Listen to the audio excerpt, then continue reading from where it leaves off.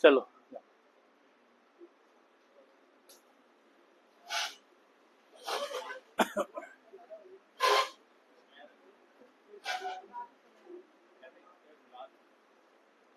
चलो भाई देखिए, यहाँ पे प्लेटफॉर्म स्टार्ट कर लिए, फाइल ओपन कर लेते हैं जल्दी से। फाइल आपको यहाँ पे मिल जाएगी इसी पाथ पे। फोल्डर है यहाँ पे पाइथन प्रोग्राम्स, इसमें चैप्टर 2 नाम का ये फाइल। ठीक, इसमें आप देखो यहाँ तक का हम लोग अभी तक पढ़ चुके हैं। ठीक है ना। तो कंट्रोल स्टेटमेंट स्टार्ट किए थे, कंडीशनल आइटरेटिव 2 पार्ट बता दिए थे। कंडीशनल स्टेटमेंट यहाँ पे हम लोग स्टार्ट किए थे, पहला वाला। इसमें 3 पार्ट होता है, इफ, एलिफ और एल्स। जब भी आपको प्रोग्राम बनाना हो, सबसे कंडीशनल बेस्ड प्रोग्राम हो, चॉइस बेस्ड प्रोग्राम हो, उसके लिए सबसे पहली कंडीशन इफ में देते हैं, दूसरी कंडीशन एलिफ में देते हैं, तीसरी, चौथी, पांचवी जो भी होगी सब एलिफ में जाएगी, और लास्ट वाला स्टेटमेंट हम लोग किससे लिखते हैं, एल्स से लिखते हैं। ठीक है ना। ये सारा कुछ यहाँ पे जैसे बता चुके थे, इसके सारे वीडियोस बने हुए हैं, जिसका जो छोटा होगा अपना देख लीजिएगा।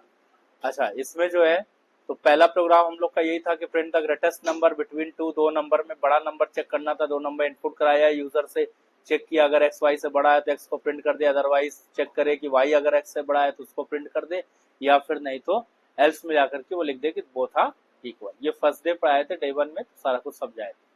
दूसरा एक प्रोग्राम था जो था यहाँ पे write a program to enter a number and check that the given number is positive, negative और जीरो वैल्यू। ठीक है ना। हमको एक नंबर यहाँ पे इनपुट करना था, जल्दी से सब लोग देख लीजिए। एक नंबर यहाँ पे हम लोग यूजर से इनपुट करा लिए हैं।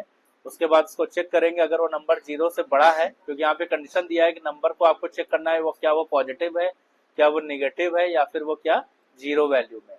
तो नंबर पॉजिटिव कब होता है, आप उसको चेक कराएंगे। नंबर अगर 0 से बड़ा है, if number is greater then 0, इसका मतलब मैसेज क्या लिख के आ जाएगा कि नंबर क्या है, पॉजिटिव। ठीक। अगर मान लीजिए यूजर ने नंबर इनपुट किया और वो 0 से छोटा है, इसका मतलब क्या मैसेज लिख करके आ जाएगा, नंबर क्या है, नेगेटिव।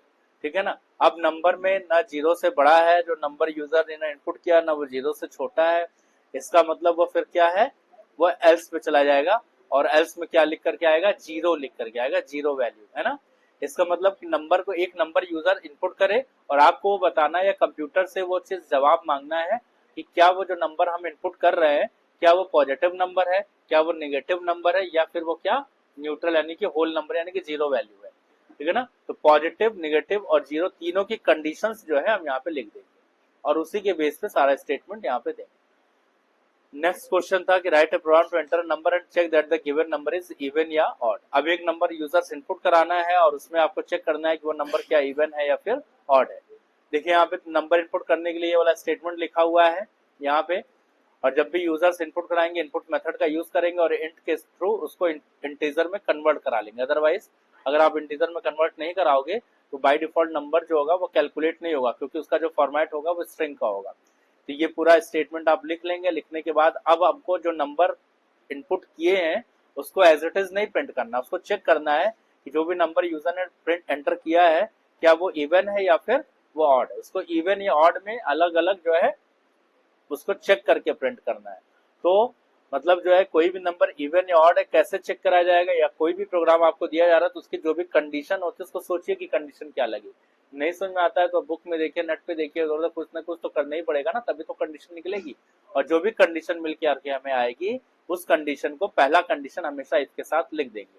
ये सारे प्रोग्राम अभी कमेंट में लिखे हुए हैं क्योंकि चल चुके हैं।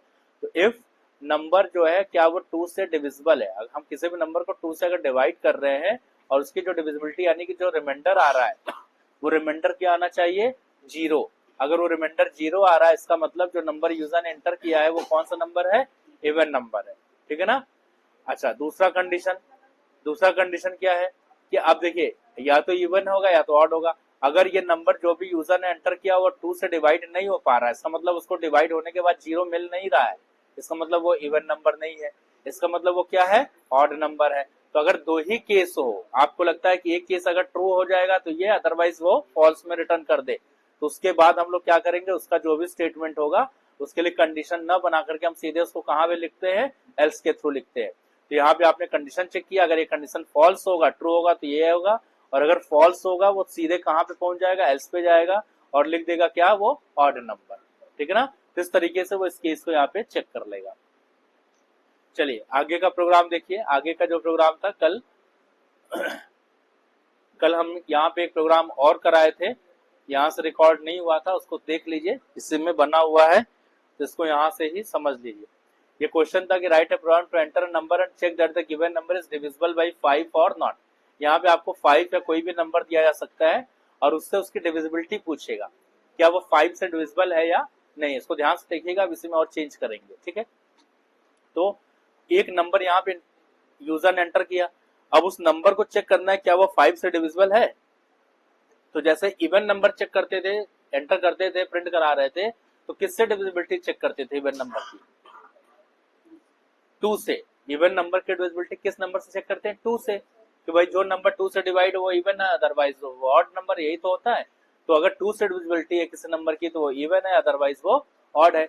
लेकिन अगर आपको ऐसा कोई इवन ऑड नहीं निकालना, बस सीधे सीधे ये पूछे या ये कहे कि वो आपको क्वेश्चन में दे रखा है कि डिविजिबल बाई 5 या डिविजिबल बाई 4 या डिविजिबल बाई 10 या डिविजिबल बाई 15, तो आपको उसी नंबर से उसको अब डिवाइड करना है। तो यहाँ पे देखिए नंबर लिया हुआ है, नंबर को डिवाइड किया हुआ है 5 से, और जब अभी डिविजिबिलिटी चेक करनी होती है तो ऑपरेटर हम लोग डिवाइड का साइन नहीं लगाएंगे। यहाँ पे कौन सा साइन चल रहा है? रिमाइंडर ऑपरेटर चल रहा है, मॉडुलस साइन चल रहा है, ठीक है ना। क्योंकि डिविजिबिलिटी चेक करने का मतलब कि बचना कुछ नहीं चाहिए, सब खत्म हो जाए, सब कट पिट जाए, रिमाइंडर बचे क्या? 0। रिमाइंडर क्या बचे? 0। डिविजिबिलिटी का मतलब यही है, ठीक है। यहाँ पे डिवीजन का कोई बातचीत हो ही नहीं रहा है, ठीक है ना। हम लोग प्रोग्राम बनाने में हमेशा, जब भी आप ध्यान रखें, प्रोग्राम में जब भी ये ऑपरेटर यूज होगा डिविजिबिलिटी का ही यूज किया जाएगा हमेशा, ठीक है ना। डिवीजन कब यूज होगा? जब आपको कहा जाएगा कि इसका डिवीजन निकालिए, तो डिवीजन और डिविजिबिलिटी में अंतर है, ठीक है ना। चलिए, तो डिविजिबिलिटी चेक करना है तो आप देखिए यही ऑपरेटर लगाएंगे, नंबर को डिवाइड कर लेंगे ऑपरेटर के थ्रू। किससे डिवाइड करना है? जो क्वेश्चन में नंबर दिया हुआ है 5 से डिवाइड करना है। और अगर वो नंबर 5 से डिवाइड हो तो उस साइड में वो पूरा कट जाए, पूरा डिवाइड हो जाए, और क्या बचना चाहिए उधर? 0। जो उधर आपको बचना है, जो चेक करना है, उसी को राइट साइड में लिख दिया जाता है। जैसे हम बोले कि अगर वो जो बचे उसको 2 से चेक कराना है तो इधर 2 लिख दीजिए। हम बोले कि उसको 10 से चेक कराना है, इधर 10 लिख दीजिए। इसका मतलब इस साइड में 10 बचना चाहिए, यही तो बात हुआ है ना। लेकिन हम बोले कि नहीं, हमको क्या डिविजिबिलिटी चेक करानी? 0 से, मतलब कुछ ना बचे, नथिंग। तो अगर कुछ ना बचे इसका मतलब 0 हुआ, और 0 के लिए आपने इधर 0 लिखा। तो लेफ्ट साइड में भी जो n डिवाइड बाई 5 उसकी भी वैल्यू क्या रिटर्न होके आनी चाहिए? 0। तो वो 0 0 जब मैच कर जाएगा, इसका मतलब इफ में यहाँ पे क्या रिटर्न होगा? अगर ये ऑपरेटर मैच किया, कंपैरिजन ऑपरेटर लगा, जैसे ये मैच हुआ तो ये क्या रिटर्न करेगा? ट्रू। और ट्रू रिटर्न करेगा तो इफ के पास मैसेज क्या गया? ट्रू। और जैसे इफ के पास ट्रू का मैसेज गया, इफ क्या करेगा? अपने इंडेंट के अंदर कर्सर को फेंक देगा तुरंत, चलो अपने अंदर चलो। और जैसे ही उसके अंदर एंटर किया, यहाँ पे आने के बाद जो है वो इसका जो भी मैसेज है वो प्रिंट करेगा, जो भी एग्जीक्यूशन है उसको तुरंत सॉल्व करेगा। करने के बाद अब कोई भी स्टेटमेंट नहीं दिया हुआ है तो अब क्या करेगा ये? इसको फिर यहाँ से, चूंकि ये इसका इफ का और एल्स का या एलिफ और एल्स का एक साथ पूरा ब्लॉक चेन होता है, तो अगर एक कोई भी एग्जीक्यूट कर गया तो अब वो तुरंत जो है उस ब्लॉक को ब्रेक करके अपने आप से बाहर हो जाएगा। तो ये अब क्या करेगा? यहाँ से उसको ब्रेक करेगा और अब ये बाहर हो जाएगा। यानी कि ये नहीं कि अब ये चला तो फिर बाहर आएगा, फिर एल्स भी चला, ऐसा नहीं। वो इफ चला तो एल्स नहीं चलेगा, इफ नहीं चला तो एल्स चलेगा। कब? अब इसको चलिए ड्राई रन करके दिखाते हैं पहले आपको। इसको पहले हम लगाते हैं कमेंट, फिर अभी इसको भी समझा देंगे। ऊपर वाला कमेंट हटाना है, क्या करेंगे भाई? ये वाला, इसको सेलेक्ट कर लिया जाए पूरा, इतना प्रोग्राम जितना भी है। सेलेक्ट करने के बाद अल्ट के साथ 4 प्रेस करेंगे तो कमेंट हट जाएगा, है ना। अब देखो क्या करना है। तो अभी हम लोग जो है, ये भी हट गया क्या? इसको लगा दें।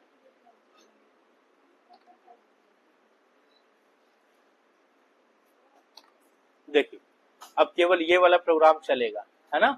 इस प्रोग्राम को देखो सब लोग, यहाँ पे एक नंबर एंटर करना है और चेक करना है कि उसकी डिविजिबिलिटी 5 से है या नहीं है, क्या वो 5 से डिविजिबल है या नहीं है। चलो इसको चेक करके देखो, एंटर करें।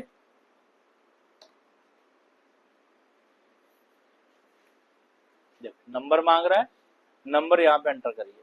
तो नंबर में मान लीजिए हम यहाँ पे कर रहे हैं 10, सपोज करिए आपने 10 डाला, तो जब 10 डालेंगे तो क्या लिख के आएगा कि 5 से इसको डिवाइड किया।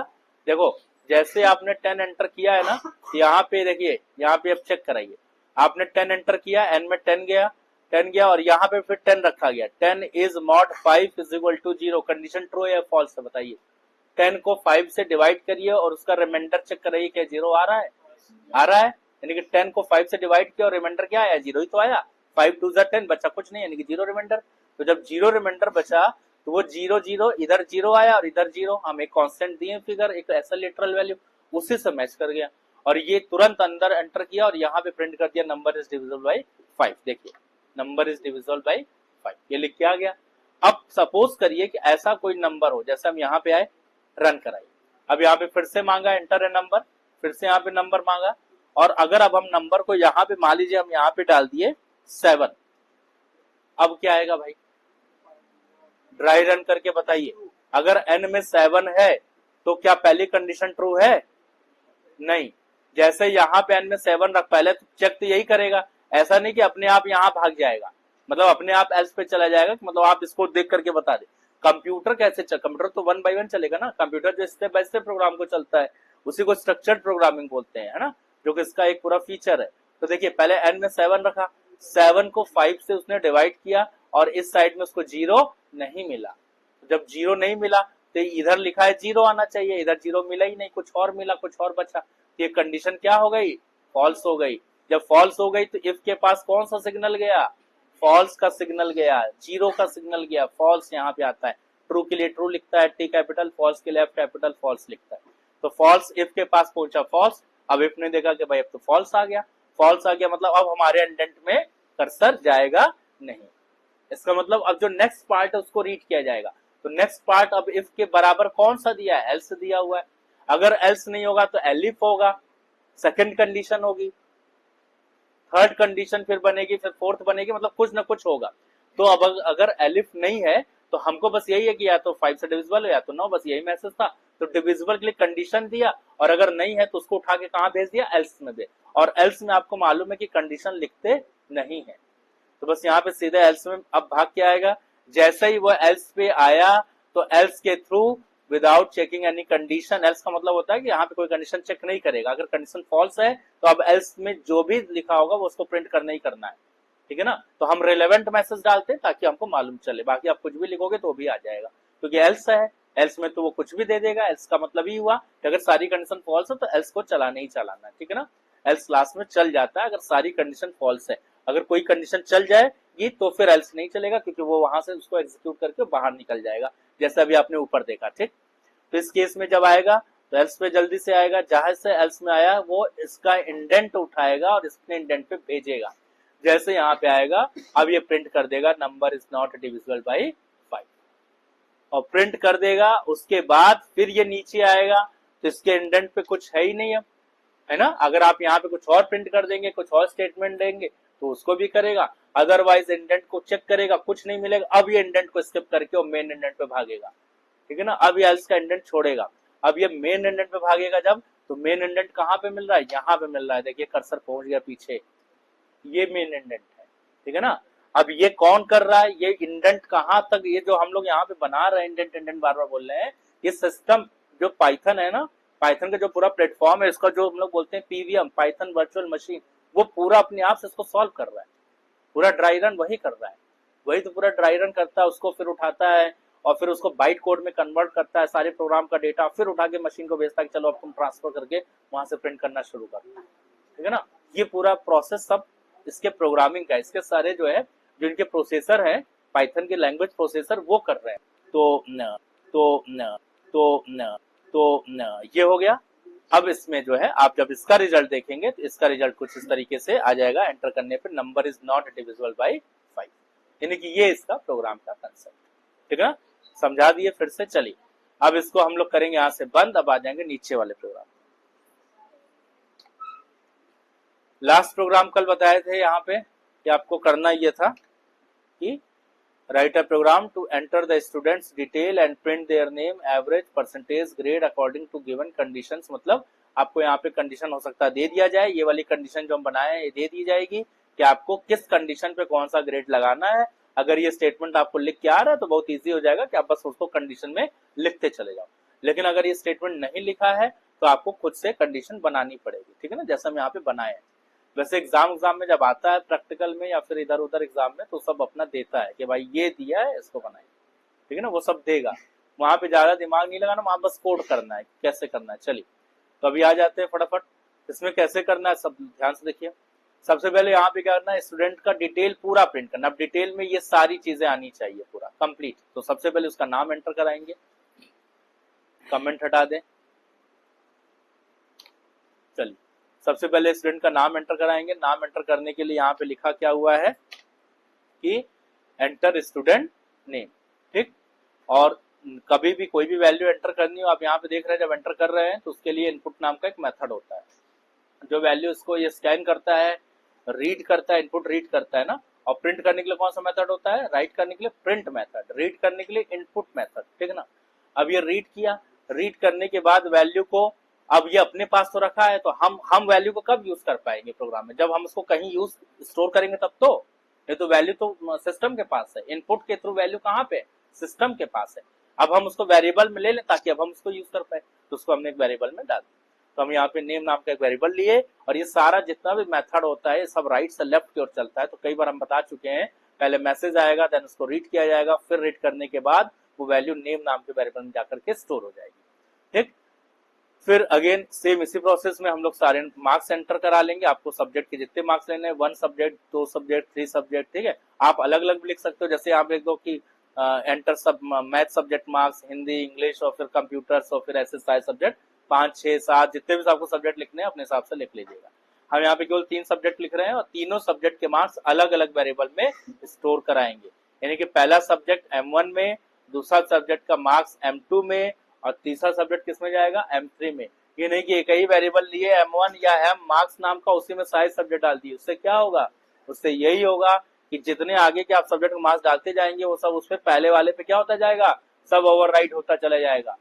तो पहला सब्जेक्ट डाले, दूसरा लिखे, दूसरा उस पर ओवरराइड हुआ, तीसरा फिर दूसरे पे ओवरराइड हुआ, बचेगा क्या, जो लास्ट में आपने एंटर किया वही तो बचेगा, क्योंकि सारी पुरानी वैल्यू तो खत्म हो जाएंगी, है ना। इसीलिए हमको अलग अलग अगर वैल्यू लेनी हो तो वेरिएबल भी अलग अलग स्टोर करा लेते हैं। इतना करने के बाद अब हमको टोटल करना है। टोटल कैसे किया जाएगा, एक और वेरिएबल ले लीजिए टोटल, और सारा कुछ उसमें सम करिए, M1 plus M2 plus M3।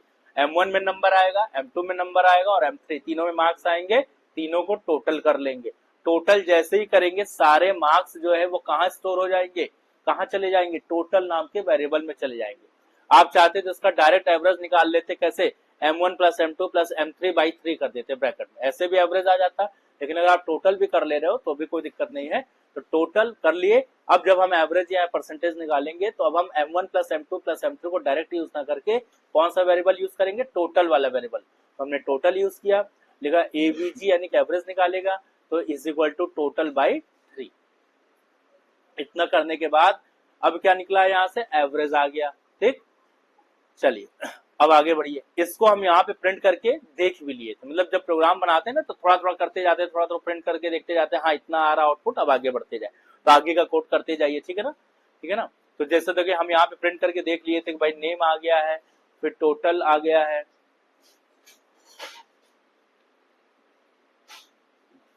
और फिर यहाँ पे एवरेज आ गया है, सारा कुछ हम यहाँ पे एक बार चेक भी कर लिए थे, मतलब कितना आ गया, ठीक।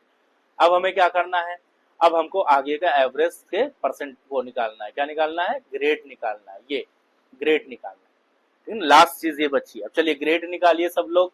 तो ग्रेड निकालने के लिए क्या करेंगे, पहला काम यही है कि अब आपको ग्रेड किसके बेसिस पे निकालना है, जो एवरेज निकल के आया उसी से तो ग्रेड निकलेगा, है ना, एवरेज से तो ग्रेड निकलेगा। अगर एवरेज मान लो हम कहें कि भाई एक क्राइटेरिया दिया हुआ, जैसे अगर हम बोले कि एवरेज जो है अगर 75 से ज्यादा हो तो उसको A ग्रेड दिया जाए, ठीक है। तो average is greater than or equal to क्या लिखा है, 75, कंडीशन है। अगर एवरेज ऊपर से निकल के आ रहा है और उसकी वैल्यू 75 या उससे ज्यादा होगी, देखिए मैच कर रहा है, बराबर मैच कर रहा है ना। अगर आपको बस यही करना है 75 हो वो वैल्यू, तो यहाँ पे क्या लगा देंगे, डबल इक्वल टू लगा देंगे। अब ये 75 केवल मैच करेगा, लेकिन अब 75 या उससे बड़ा भी मैच करना है तो ग्रेटर इक्वल टू लगा देंगे। मतलब 75 और ग्रेटर मतलब उससे बड़ा भी अगर एवरेज होगा तो वो सारे, वो अगर बच्चे का एवरेज ये आ रहा है कि भाई इनमें से कोई एक ही तो चलेगा, तो अगर मान लो यहाँ पे पहले पहला चेक करेगा, अगर ये ट्रू हुआ तो उसका ग्रेड क्या आ जाएगा, A ग्रेड आ जाएगा, ठीक है ना। और हम आपको हमेशा बताए, जब भी परसेंट, उसमें भी कैलसी में भी बताए थे, एक्सेल में भी बताए थे ना, कि जब भी आप ग्रेड निकालो तो हाईएस्ट टू लोएस्ट चेक कराइए। लोएस्ट टू हाईएस्ट नहीं चेक कराया जाता, लोएस्ट टू हाईएस्ट चेक कराएंगे तो क्या होगा बताओ, सब लो हो जाएंगे, सब हाई हो जाएंगे। अगर लोएस्ट टू हाईएस्ट चेक कराएंगे तो क्या होगा, अगर मान लो हम सबसे पहले कंडीशन ये दे देते कि अगर मान लीजिए सबसे पहले ये दे देते, फिर ये देते, फिर ये देते, फिर ये देते, तो क्या होता, हम ये देते कि जिसका average greater than or equal to 55 हो, है ना, उसको सी ग्रेड दे दे पहले। हाँ, तो सबसे पहले तो उसी को चेक करता ना, तो हाँ, तो सभी नंबर 55 से ज्यादा होते हैं। अगर उसका 75 है, 85, 90, 95 नंबर है, वो भी 55 से ज्यादा वाले केस में चला जाता और उसको उठा के सी ग्रेड दे देता, समझे। इसीलिए इसको रोकने के लिए हाईएस्ट टू लोएस्ट लेकर के चलते हैं। तो सबसे पहले यहाँ पे हाईएस्ट दिया गया है, अगर एवरेज 75 है उससे ज्यादा है तो कौन सा ग्रेड इसको मिलेगा, ए ग्रेड, ठीक है, मतलब उसका लिमिटेशन ही। दूसरा, अगर एवरेज 65 या उससे ज्यादा है तो उसको कौन सा ग्रेड दिया जाएगा, बी ग्रेड। आप चाहे तो यहाँ पे प्रिंट करा ले, या हम उसको स्टोर कर लिए, हम लास्ट में ग्रेड को प्रिंट करा रहे हैं, ठीक है ना। एक वेरिएबल में स्टोर कर लिए इस वैल्यू को, एक देखो यहाँ पे ए जो ग्रेड है, और ए क्या है, क्योंकि टेक्स्ट के फॉर्म में है इसलिए इसको सिंगल या डबल कोट के अंदर लिखेंगे, ठीक है ना। अगर आपको उसको ऐसे देना है कि भाई अगर उसको जो है ग्रेड देना है ना, तो मान लो फर्स्ट लिखना है तो फर्स्ट लिख दीजिए, तब ऐसे फर्स्ट लिखेंगे। लेकिन अगर आपको उसको टेक्स्ट में लिखना है तो आप उसको सिंगल या डबल कोट्स के अंदर लिखिए, ज्यादा बढ़िया। ये हो गया। फिर एवरेज 75 है उससे ज्यादा है तो बी ग्रेड। अगर ये भी कंडीशन फॉल्स हुई, इसका मतलब एवरेज उसका 55 है उससे ज्यादा है तो उसको सी ग्रेड।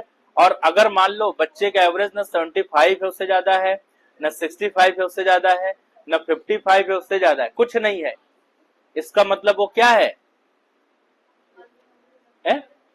इसका मतलब क्या है, इसका मतलब ये है कि वो 55 से कम है, ठीक है ना, 55 से वो कम के रेंज में जा रहा है। तो अगर कम के रेंज में जा रहा है तो उसको कौन सा ग्रेड दिया जाएगा, डी ग्रेड दिया गया। ये चार कंडीशन यहाँ पे लगाए। आप कंडीशन बढ़ा भी सकते हैं, घटा भी सकते हैं, या फिर अब जैसा दिया गया उस हिसाब से लिखेंगे, ठीक है ना। कंडीशन लिखने का तरीका हम बता दिए, पहले इफ लगेगा, फिर एलिफ एलिफ एलिफ, लास्ट में एल्स लगा करके जिस स्टेटमेंट पे आपको रोकना है प्रोग्राम को, उस स्टेटमेंट हम यहाँ पे क्या कर देंगे, ग्रेड लगा के उसको रोक देंगे। 54 से नीचे जितने, हाँ हाँ, 55 से नीचे जितने होंगे वो सबको उठा के डी में बेचेगा। अब आपको उसमें और कैटेगरी लगानी है तो एक और बना दो एलिफ करके, और लास्ट में थोड़ा सा एल्स में उठा के डाल देना, ठीक है ना कर सकते हैं। नहीं नहीं, इसमें नहीं ऐड करना है, बस यहाँ कंडीशन ऐड करनी है ना, बस एवरेज तो आ ही रहा है हमारा, उसी एवरेज पे कंडीशन बढ़ा दीजिए। हाँ हाँ, एलिफ करके एक एवरेज हो जाएगा बस। हाँ, बस वो डी के लिए हो जाएगा, और जो बचा हुआ उसको ई में डाल देंगे एल्स करके, ठीक है भाई। अब देखो, ये सारी कंडीशन में से कोई न एक तो कंडीशन चलेगी ही चलेगी, इतना तो डेट श्योर है, एक चलेगा, एक चलेगा। अब कौन से चलेगा ये चलाने के बाद मालूम चलेगा, अभी मालूम नहीं चल पाएगा। और उसके बाद जो भी इसमें से आएगा, चाहे ए आए, चाहे बी आए, चाहे सी आए, चाहे डी आए, जो भी इसमें से आएगा वही इसके, जब ये खत्म हो जाएगा, ब्लॉक को ब्रेक करके बाहर आएगा, जब मेन इंडेंट पे आएगा तो वो उसी ग्रेड को उठा करके, यहाँ पे आपने ग्रेड को प्रिंट कराया है, वो ग्रेड को प्रिंट करेगा, तो जो ग्रेड की वैल्यू सब में से कोई ना कोई एक आ रही होगी, वो उसको उठा करके यहाँ पे प्रिंट कर देगा, काम खत्म। चलिए देखिए, इसको रन कराते हैं, लास्ट वाला। देखो भाई, अब यहाँ पे मांग रहा है इंटर स्टूडेंट नेम, पहले स्टूडेंट का नाम डाल देंगे, अमन, अमन हो गया। सब्जेक्ट 1 मार्क्स डाल रहा, सब्जेक्ट 1 के मार्क्स यहाँ एंटर कर दिए, सब्जेक्ट 2 के मार्क्स यहाँ एंटर कर दीजिए,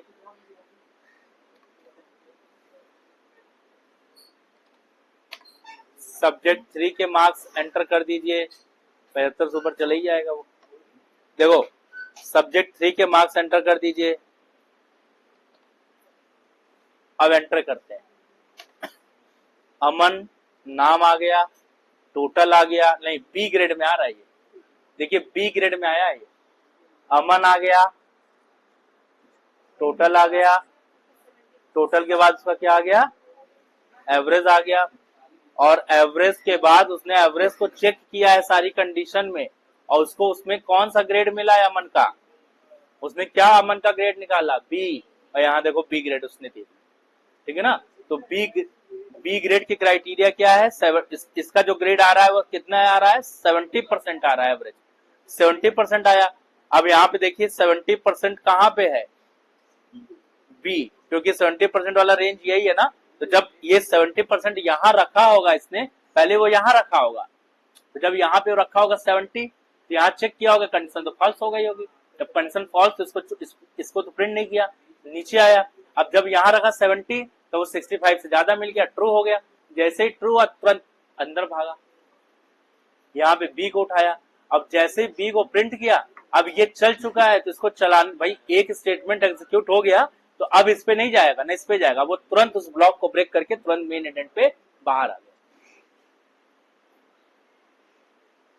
बाहर आया, बाहर क्या उसको करना है, ग्रेड वैल्यू को प्रिंट करना है। वेरिएबल जो आप लिखे ये मैसेज है और ये वेरिएबल है, तो जब आप आउटपुट देख रहे हैं यहाँ पे मैसेज भी आ रहा है और वेरिएबल भी आ रहा है। इसमें मैसेज नहीं आ रहा क्योंकि इसमें मैसेज प्रिंट नहीं कराया गया, इसमें मैसेज भी प्रिंट किए हैं और उस वेरिएबल को देते हैं। तो जो बी लिख के आ रहा है वो क्या है, वेरिएबल है, और जो इधर लिखे थे लेफ्ट साइड में वो मैसेज था।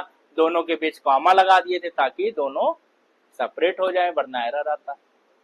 ये हो गया भाई। चलिए एक प्रोग्राम और बनेगा आज, उसके बाद क्वेश्चन देंगे आपको करने के लिए। हाँ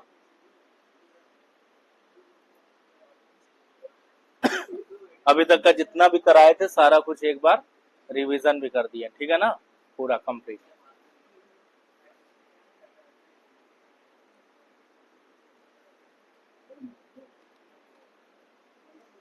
चलिए इसको लगाते हैं कमेंट और नया programme.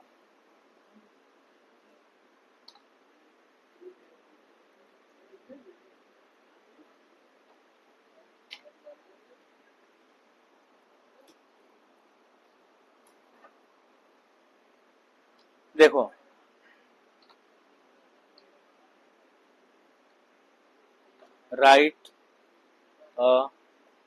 write a program to enter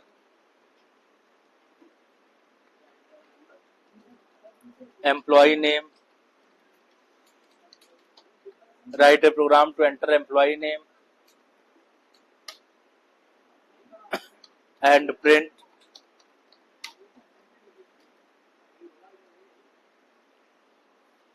employee name and basic salary, employee name and basic salary, and print name comma total, name comma total comma DA comma HRA comma gross salary, ठीक है ना। यानी कि हमको सब कुछ ये पूरा बना, एक एम्प्लॉय के बारे में पूरी डिटेल आपको बनानी है, उसमें उसका एंटर करना है नाम और सैलरी, ठीक। अब वो जो है उसमें जब प्रिंट होकर के आए, मतलब आप नाम और बेसिक सैलरी और कोड लिखेंगे, जब वो पूरा रिजल्ट आए जैसे ऊपर वाले में आ रहा था, तो उसका नाम प्रिंट कर दे, टोटल सैलरी आ जाए जो बेसिक सैलरी है ना, टोटल की जगह यहाँ लिख लें बेसिक, बेसिक आ जाए, फिर डीए निकाल दे, एचआरए निकाल दे, और ग्रॉस सैलरी कितनी है उसकी वो आ जाए। चलिए बनाया जाए। सबसे पहले क्या करेंगे भाई, पहले उसका नाम एंटर कर लें, ठीक है ना, एम्प्लॉय नेम। तो यहाँ पे आप लिख लीजिए EMP_, आप खाली नेम लिख लो, कोई दिक्कत नहीं, लेकिन अगर वेरिएबल ज्यादा बड़े हो तो उनके बीच में स्पेस न देकर के अंडरस्कोर का यूज करते हैं, इसीलिए हम लिखे हैं ताकि याद यूज कर लो। इज इक्वल टू नाम है, क्या लिखेंगे, इंट तो लगाएंगे नहीं, सीधे इनपुट लिख लेंगे, तो लिखेंगे इनपुट, यहां लिखेंगे क्या, एंटर द एम्प्लॉय नेम। बस ये हो गया। उसके बाद नीचे आ जाइए, अब इसका बेसिक सैलरी इनपुट करा लीजिए। तो यहां पे लिख लेंगे बेसिक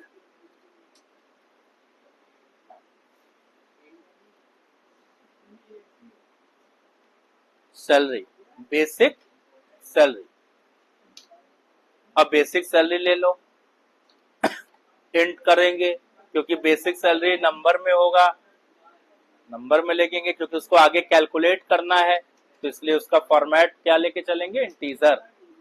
वरना आगे अगर आप टेक्स्ट ले लोगे, खाली लिख के प्रिंट करना हो तो टेक्स्ट ले लो, लेकिन आगे कैलकुलेट करना है, टेक्स्ट ले लोगे तो कैलकुलेट नहीं हो पाएगा, इसलिए इंटीजर लीजिए। क्या लिखेंगे भाई?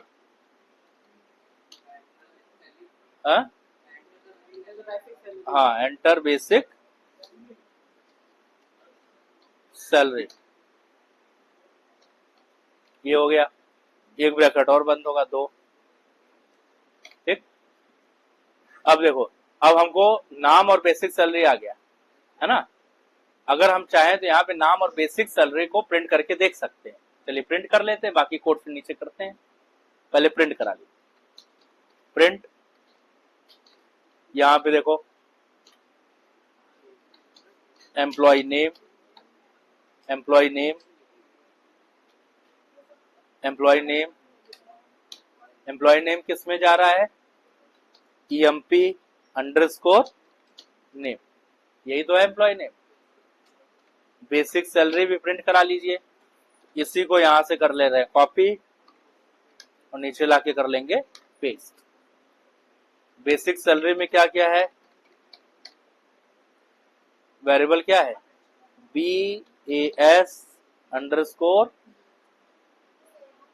SAL, और इधर मैसेज भी चेंज कर दीजिएगा, यहां पे कर लेंगे बेसिक सेल।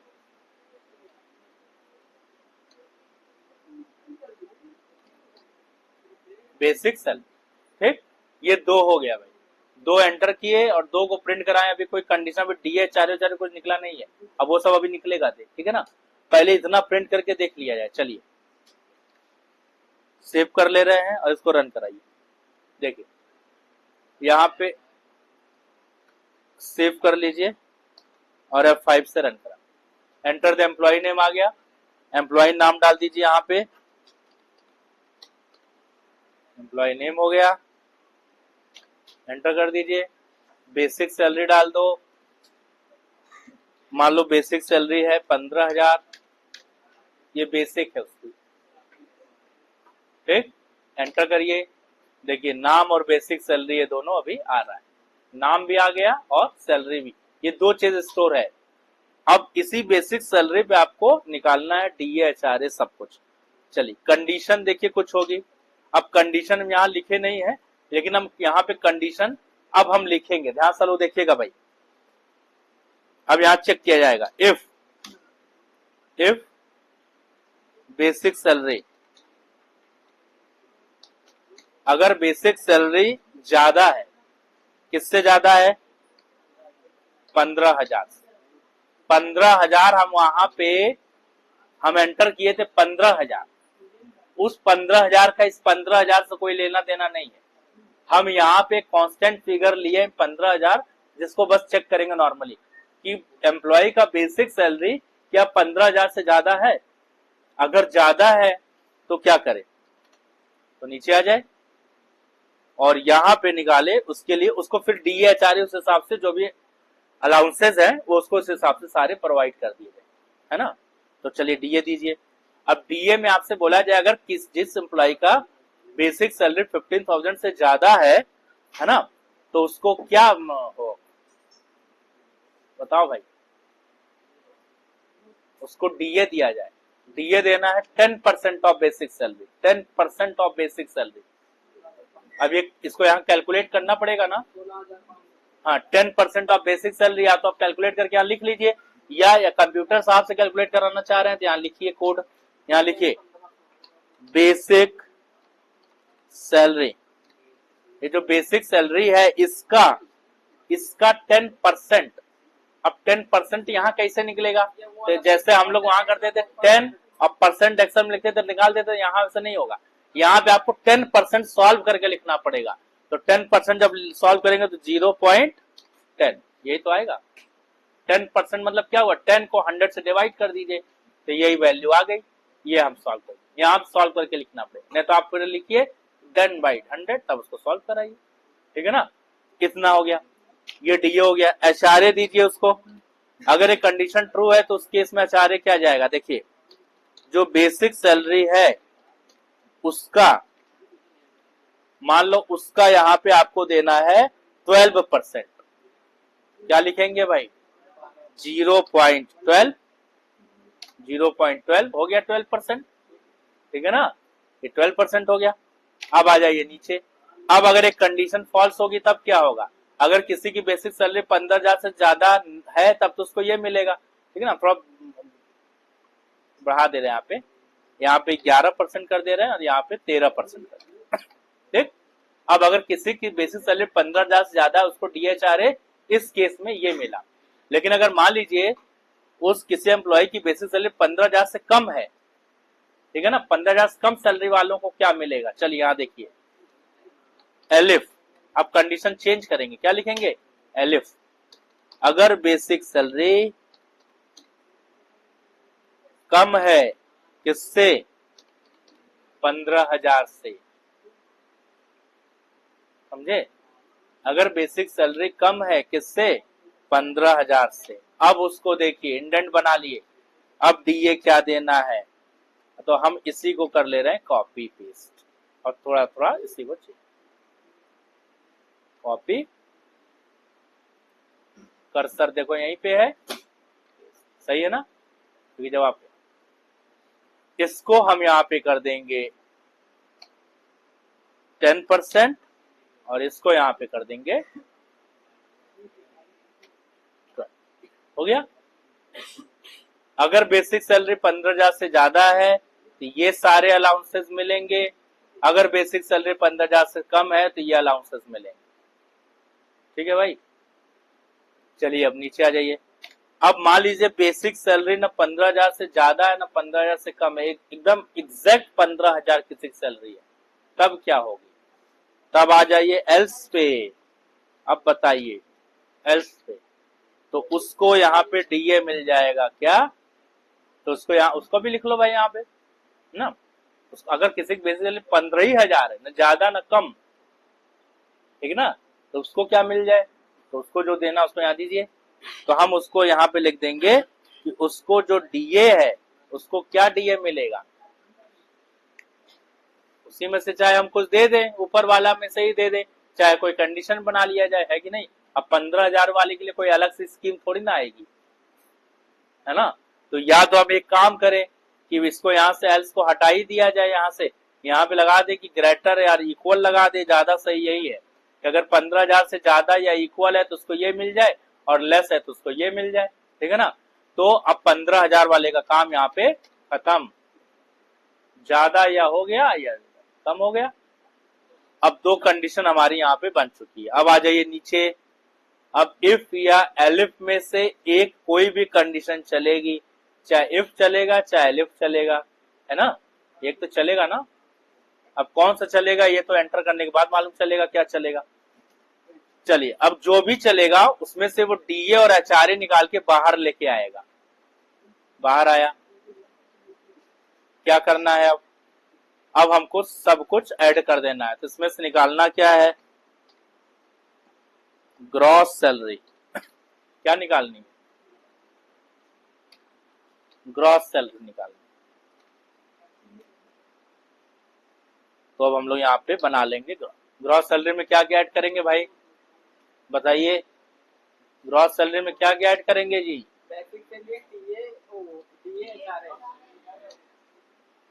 पहले ऐड करेंगे बेसिक सैलरी। बेसिक सैलरी का वेरिएबल क्या है? BAS_SL। बेसिक सैलरी आ जाएगी और डीए लिख लीजिएगा प्लस एचआरए। बस अब डीए एचआरए ऊपर से कोई एक आएगा, जो आएगा वो इसमें चला जाएगा अपने आप। डीए और एचआर, बस। बाकी आप इसमें बढ़ा होता टीए है, नेट पीएफ, ये है, पीएफ कट रहा, तो और बढ़ाते चलते उसमें कंडीशन। हम बहुत ज्यादा कॉम्प्लिकेटेड ना करके इजी थोड़ा बनाए ताकि आपको समझ में आ जाए, ठीक है, ताकि फिर अपना बात उसको कर लेंगे। चलिए अब नीचे आ जाते हैं। अब हम लोग का ये सब काम खत्म भाई। नाम, बेसिक सैलरी हम पहले ही प्रिंट करा चुके हैं, अब क्या बचा है प्रिंट करना, खाली डीए, एचआरए और ग्रॉस सैलरी, ये तीनों यहाँ पे प्रिंट करा लीजिए। चलिए प्रिंट करा लेते हैं। प्रिंट, यहां लिखिए डीए, डीए हो जाएगा, कॉमा, डीए कहाँ है, डीए है डीए में, डीए कहाँ है, डीए में, कॉपी, नीचे पेस्ट। अब यहाँ क्या लिखेंगे, एचआरए, एचआरए मैसेज भी चेंज कर देना, एचआरए हारे। अब आ जाए नीचे, फिर एक मैसेज और बचा है, प्रिंट जीते, इसमें क्या होगा, ग्रॉस सैलरी। तो ग्रॉस सैलरी के लिए क्या है यहाँ पे, GR अंडरस्कोर SL, यहाँ पे आ जाएगा। उसका वेरिएबल क्या है, वेरिएबल क्या है, नहीं इसमें तो हम ये थोड़ा लिखेंगे, इसमें तो लिखेंगे ग्रॉस, पूरा मैसेज देंगे ना, मैसेज में पूरा मैसेज लिखो, इधर वेरिएबल लिखते हैं, मैसेज से क्या मतलब, इधर लिखिए GR अंडरस्कोर क्या है S से L, ये हो गया भाई। अब नीचे आ जाइए, काम खत्म, पैसा हजम, सेव करो, चलाओ। देखो पहले एम्प्लॉय नाम एंटर करिए, एम्प्लॉय आ गई, बेसिक सैलरी इनकी है 17,000, बेसिक सैलरी कितनी है 17,000, रानी की बेसिक सैलरी है 17,000, टोटल वो महीना कितना इनकम जनरेट कर रही है वो चेक करिए, आप एंटर करिए, टोटल महीना उसका इनकम है 21,080 रुपए, क्यों, 1,870 रुपए उसको डीए मिल रहा है और 2,210 रुपए एचआरए मिल रहा है, तो महीना उसको कितना मिल रहा है, पर मंथ उसकी जो इनकम हो रही है वो 21,000 रुपए हो रही है, और जो उसकी बेसिक थी वो कितनी थी, 17,000 रुपए। समझ में आया भाई बात, यही कहानी है, ये कहानी आज क्लोज हो रही है। अब इसको यहाँ से हम लोग स्टॉप।